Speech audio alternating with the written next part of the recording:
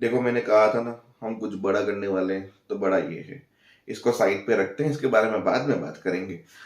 तो बात करते हैं कोठारी की मीटिंग की, जहां एपिसोड की एंड में कोठारी गाड़ी से उतरता है, बोलता है, आज डायमंड बिजनेसमैन कोठारी आपसे बात नहीं करने आया, बल्कि एक बाप बात करने आया है। बोला, एक बाप बात करने आया है? कहना क्या चाहते हो आप? फिर अचानक तूफान आता है, कोठारी का मोबाइल गिर जाता है।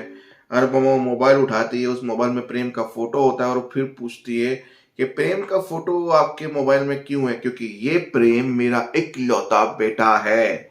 और इतने सारे पैसों का बंडल अनुपमा को देता है, बोलता है कि रख लीजिए, मुझे पता था यही करेगा ये इंसान।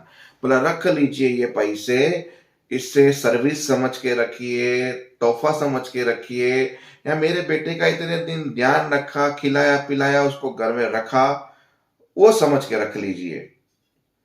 पर आप और आपकी बेटी मेरे बेटे से हमेशा दूर रहेंगे, ये मैं बोल देता हूं आपको।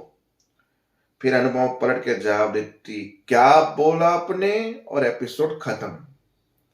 अब आते हैं मुद्दे पे। कभी कभी किसी की किस्मत घास चढ़ने चली जाती है, जैसे कि राही की चली गई आज। मतलब प्रेम सच्चाई बता रहा था और वो चाय बनाने चली गई। चलो कोठारी से स्टार्ट करते हैं। इमोशनल ड्रामा आज वहीं पे होगा सबसे बड़ा।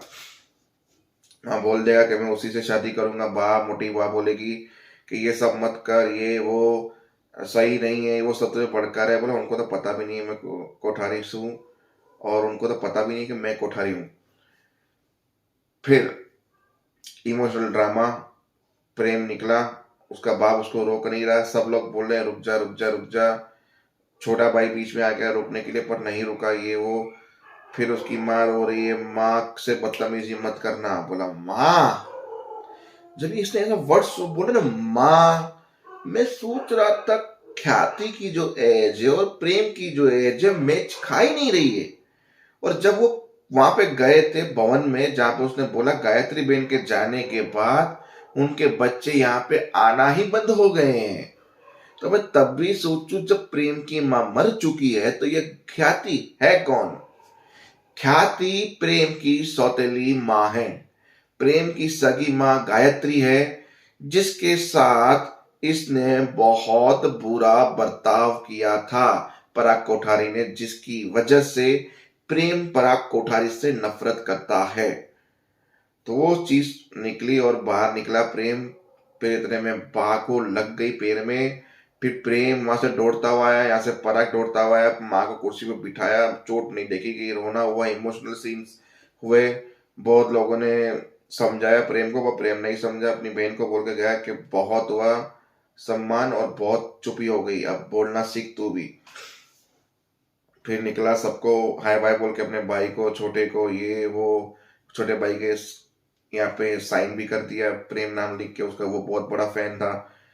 बहुत कुछ वहां पे इमोशनल ड्रामा हुआ। फिर प्रेम निकला और राही वहां पे चिंता कर रही थी, तो प्रेम कहाँ है वो नहीं पता। फिर प्रेम आया तो राही और प्रेम की बातें हुई। प्रेम ने कंधे पे सर रख के उसके रोया, गोदी में जाके रोया। बोला, अगर मैं कुछ बताऊं तो तुम बुरा तो नहीं मानोगे? अगर तुमसे कुछ छुपाया है तो जरूर उसका सही वक्त आने का इंतजार कर रहा होऊंगा, या कोई ना कोई ऐसा रीजन होगा जिस वजह से मैं छुपा रहा हूँ। फिर ये सब चीजें जब वहां पे हुई, ड्रामा, तो उसने सोचा, राही ने, ये बहुत इमोशनल हो चुका है, इसका मूड ठीक करना पड़ेगा पहले तो मुझे। तो वो यूं टर्न हुआ और गेट की तरफ गया। मैं रहा, उस परिवार से कोई लाना नाना नहीं है।